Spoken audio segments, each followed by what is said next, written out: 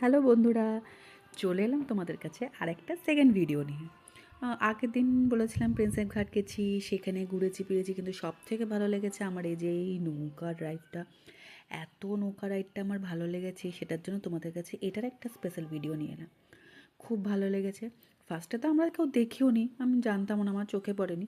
আমার ছেলে আমাকে দেখিয়েছে, মা দেখো ওখানে সবাই নৌকোতে ঘুরছে, আমিও চাপবো। প্রথমে আমি একটু ভয় পেয়েছিলাম, ছোটোবেলায় চেপিয়েছি যদিও বা, কিন্তু তাও এখন একটু ভয় লাগছিল।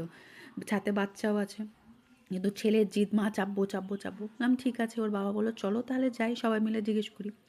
দিয়ে খুঁজেই পাচ্ছিলাম না কোথা থেকে আসলে ছাড়ে ইয়ে করে। তো তারপরে খুঁজে পেলাম ফার্স্টে, তারপরে গেলাম। আমরা ভাবছিলাম হয়তো পার হেড নেবে, কিন্তু না, পার হেড নেয়নি। একটা নৌকোর পুরোটাই বুক করতে হবে, তারপরে তোমাকে যেতে হবে।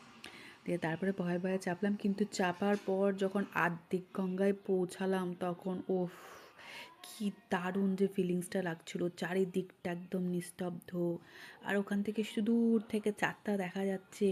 খুব ভালো লেগেছে এই রাইডটা। আমি যদি সেকেন্ড টাইম আবার যাই, তখন আবার আমি যাব।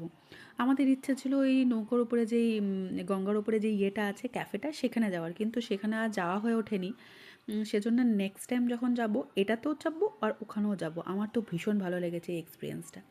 তোমরা যদি কোনো দিনও যাও, প্রিন্সেপ ঘাটে কী আছে আমি জানি না, কিন্তু তোমরা যদি এখানে কোনো দিনও যাও তাহলে এই নৌকা ড্রাইভটা করতে পারো, বা ওখানে রেস্টুরেন্টেই খেতে পারো। শুনেছি রেস্টুরেন্টটাও নাকি খুব ভালো। রেস্টুরেন্টে গেলে পরে আরও তোমাদের ভালো লাগবে। আজকে এই দেখো আমার বর দেখাচ্ছে ওখানে চারটা, দেখেছো?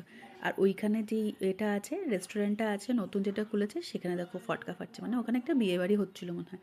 আর সেই ফটকাটা ওখান থেকে দেখতে খুব সুন্দর লাগছিল। আর আর্ধেক ওখানে গিয়ে পরে আমার ছেলের তো কি ভয়, মা এটা চলে আসবে না তো, মা ওটা চলে আসবে না তো। আমার মা গেছিলো জানো সাথে, কিন্তু আমার মা ভয়ে যেতেই পারেনি। আর আমার মা ভীষণ ভয় পায়, আর আমার মায়ের প্যানিক অ্যাটাক হয়। তা আমরা জোর জিদ কিছু করিনি, বাবা কী দরকার। এখন অর্ধেক রাস্তায় গিয়ে পরে তখন যদি আবার ভয় পেয়ে যায়, অর্ধেক ইয়ে নদীতে গিয়ে, তখন মা বললাম ঠিক আছে তুমি বসো এখানে, আমরা ঘুরে আসছি। দিয়ে আমরা গেছি, গিয়ে পরে ওখানে বেশ রাইড টাইড করে, সেরকম কোনো ভয়ের কিছু ছিলই না, যদিও বা তাও মাকে জোর করে যদি নিয়ে যেতাম তারপর যদি মা ভয় পেত, সেজন্য মাকে আর নিয়ে যাওয়া হয়নি।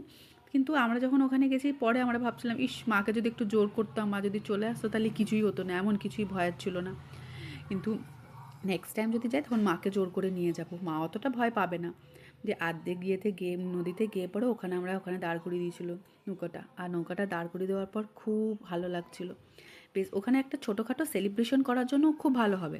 যদি তোমরা কেউ বার্থডে কেক নিয়ে যাও, বা বার্থডে সেলিব্রেশন, বা অ্যানিভার্সারি সেলিব্রেশন, বা যে কোনো কিছু সেলিব্রেশন ওখানে তোমরা যদি করতে চাও, বেশ ভালো হবে। ভেতরটা ঢুকে বেশ কেক কাটিং হবে, বেশ লাইটিং জ্বলছে, একদম চারিদিকে শান্ত পরিবেশ, খুব সুন্দর পরিবেশটা, বেশ ভালো। তোমরা চাইলে সেই পরিবেশে গিয়ে পরে সেই পরিবেশটা আনন্দ নিতে পারো। আমার ছেলে তো খুব খুশি, খুব মজা পেয়েছে। ঘুরতে ঘুরতে বলছে যে মা আরেকবার যাবে, চলো না আরেকবার যাই আরেকবার যাই। হ্যাঁ, ওর